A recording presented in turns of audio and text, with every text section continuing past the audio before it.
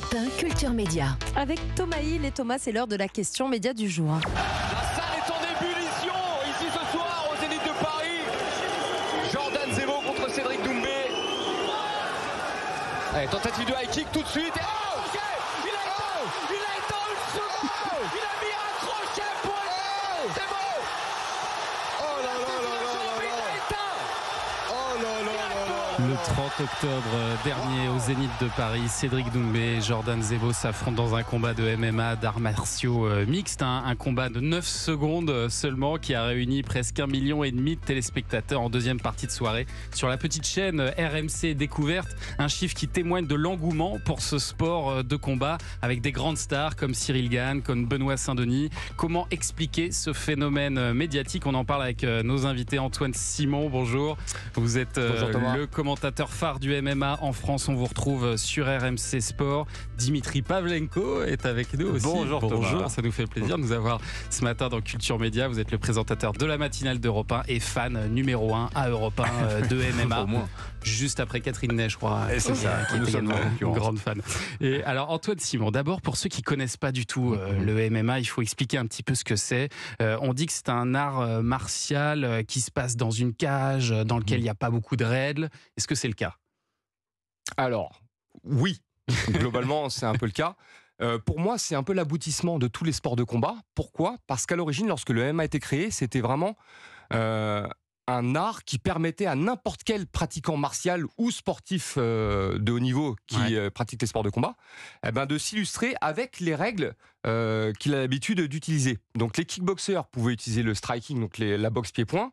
Les grappleurs, les lutteurs pouvaient utiliser leur lutte. Les judokas pouvaient utiliser le judo. Tout le monde pouvait combattre sous des règles unifiées. Donc au départ, il y avait très peu de règles. Mais avec le temps, pour que le sport soit accepté, on a réglementé ce sport de plus en plus. Et aujourd'hui, il s'avère que parmi tous les sports de combat qui existent, je dirais que le MMA, c'est le sport de combat le plus réglementé. Parce que si vous jetez un coup d'œil au règlement officiel, il y a je ne sais combien de choses points. interdites, Tous les petits détails sont écrits noir sur blanc, comme le fait qu'on n'a pas le droit d'insulter son adversaire dans la cage, qu'on n'a pas le droit de manipuler les petites articulations. Il y a plein d'endroits où on n'a pas le droit de frapper sur le corps. On croit qu'on a le droit de frapper partout, mais c'est c'est pas pas le droit vrai. de mettre les doigts dans les yeux, par exemple. On n'a pas le droit de mettre les doigts dans la bouche non plus. On n'a pas le droit de mordre son adversaire, de lui tirer les oreilles. Enfin, il y a énormément de choses qui sont interdites.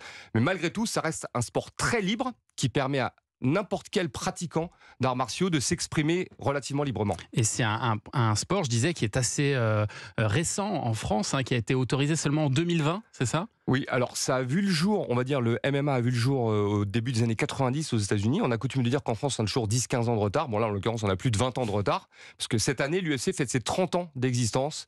Et nous, ça fait, comme tu l'as dit, ça fait que 3 ans que c'est officiellement légal dans notre pays. Puis que le CSA s'y est intéressé et a autorisé la diffusion à la télévision. Alors, il s'avère qu'on a eu quelques galas qui étaient diffusés à la télévision française par le passé, et je crois que c'était en 2004 que Canal+ avait diffusé un événement du Pride, qui est une grosse organisation japonaise. Le CSA leur est tombé dessus et ils ont fait passer cette je crois que c'est une circulaire où ils expliquaient que on n'a pas le droit de diffuser du MMA en France, ou du moins depuis la France, parce qu'en 2008 RTL 9 a commencé à diffuser du MMA, mais depuis l'étranger. Je crois que c'était diffusé depuis le Luxembourg. Après il y a eu la chaîne Combat Sport. Maintenant il n'y a plus de problème, on peut diffuser. Depuis 2020, en fait c'est depuis la légalisation du MMA que tout a évolué, parce que le CSA a dit s'il y a une fédération qui gère ça, donc c'est plus un sport de barbare, donc on peut y aller. Et alors vous, Dimitri Pavlenko, quand est-ce que vous êtes tombé dans ce chaudron du MMA? Ça correspond à peu près au moment de la légalisation en France du MMA, mais c'est vrai que cette image d'un sport un peu street fighter avec le karatéka contre le catcheur, etc., ça fait longtemps que c'est terminé. Le MMA aujourd'hui, c'est le futur sport global. Ça sera bientôt plus gros que la boxe, parce que vous avez à la tête du MMA des gens qui sont des industriels, qui sont des entreprises.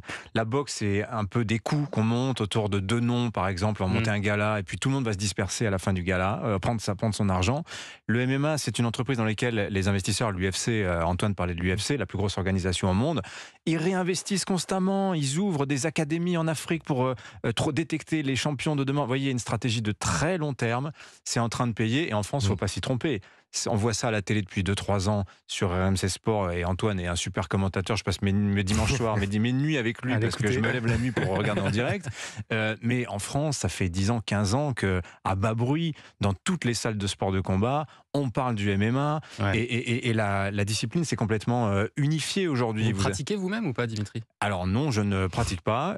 J'ai envisagé de le faire, mais c'est trop d'engagement, et vu les rythmes de dingue que j'ai, moi je pourrais pas, malheureusement. Il faut que vous puissiez parler quand même le matin à la radio. C'est-à-dire qu'avec un cocard ou une commotion cérébrale, oui, c'est pas. Enfin, et encore, parce qu'il y a aussi cette légende de sport dangereux, sport brutal. Il y a du sang au MMA, effectivement, mais vous regardez en fait statistiquement, la mauvaise réputation du MMA, elle n'est pas méritée, parce que vous avez moins de commotion cérébrale qu'à la boxe. Vous n'avez pas de mort comme vous en avez par exemple dans le football américain.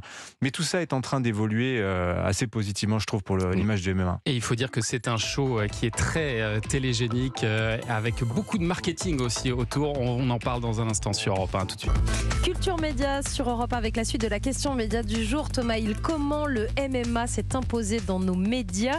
Antoine Simon est avec nous, il est commentateur de MMA sur RMC Sport, et Dimitri Pavlenko, le présentateur de la matinale d'Europe 1, amateur de MMA. C'est un sport qui était vu il y a quelques années encore comme un jeu de paris, d'argent, qui intéressait pas grand monde dans les médias, à part quelques magazines spécialisés. Et là, après sa victoire au Zénith, qu'on a entendu tout à l'heure, Cédric Doumbé, par exemple, il a fait une vraie tournée médiatique. On a pu le voir dans C'est à vous, dans Quelle époque, chez Click. La plupart des médias ont relayé ce combat. C'est la première fois qu'on voit ça pour ce sport, Antoine Simon. Il s'est passé un truc là quand même. Oui, il s'est passé un truc. Alors on en a parlé beaucoup de la légalisation en 2020 qui a vraiment changé la donne, parce que depuis, on peut avoir des événements en France, mais pour que le MMA explose en France, on a besoin d'un fer de lance, d'un porte-drapeau. Et en l'occurrence, au moment où il y a eu la légalisation, on a quelqu'un qui a explosé à l'UFC, donc dans la plus grande ligue de MMA au monde. C'était Cyril Gane, dans la catégorie reine, la catégorie poids lourd.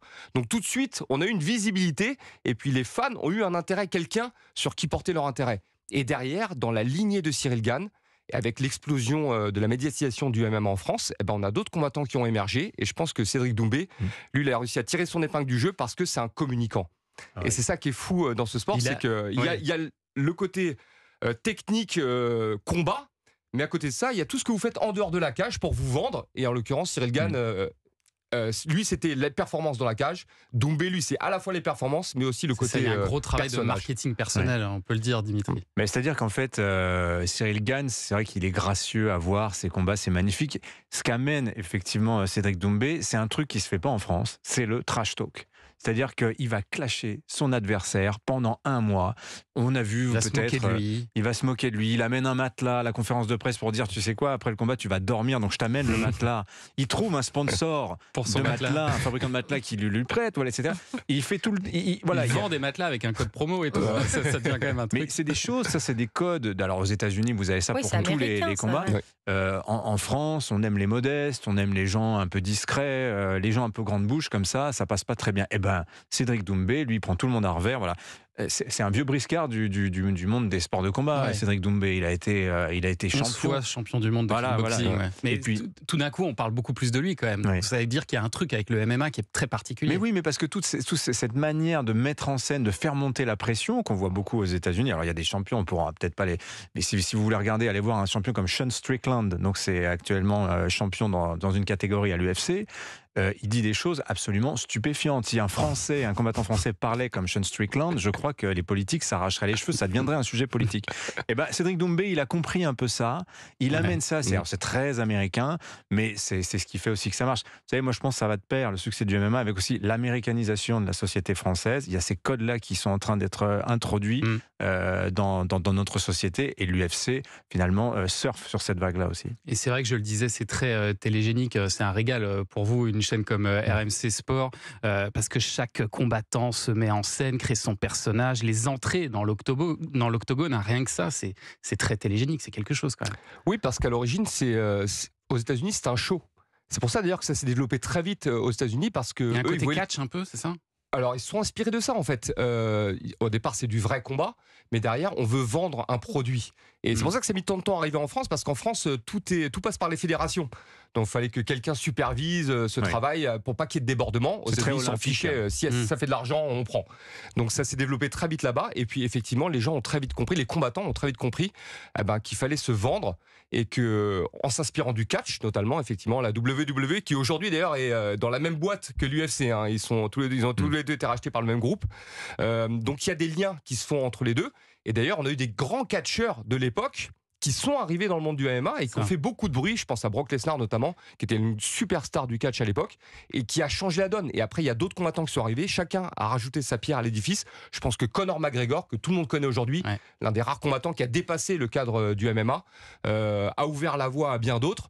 Et Cédric Doumbé est carrément dans cette veine, comme le soulignait Dimitri, en France, c'est pas du tout l'état d'esprit. La provocation, le trash talking, nous on est dans l'esprit coubertin, à participer c'est bien déjà.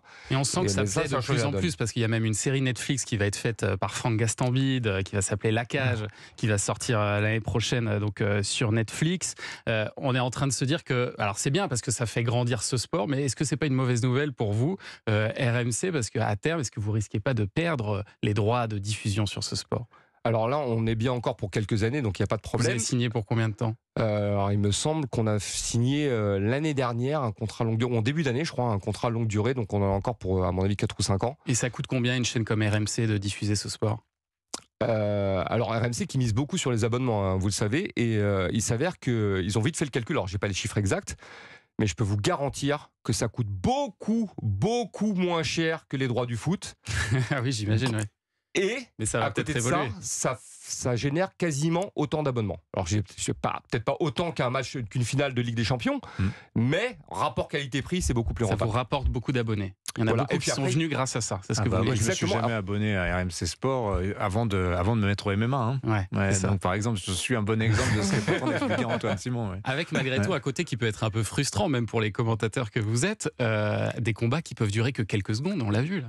Oui, alors... Il faut remettre tout ça en perspective. Hein. Lorsque les gens s'abonnent à une chaîne pour voir un gala de MMA, il n'y a pas qu'un seul combat, il y a plusieurs combats. Donc même si le dernier combat n'a duré que 9 secondes, ce qui était le cas pour le combat de Cédric Doumbé, à côté de ça, ils ont eu toute une soirée de combat juste avant. Donc ils ont de quoi se mettre sous la dent.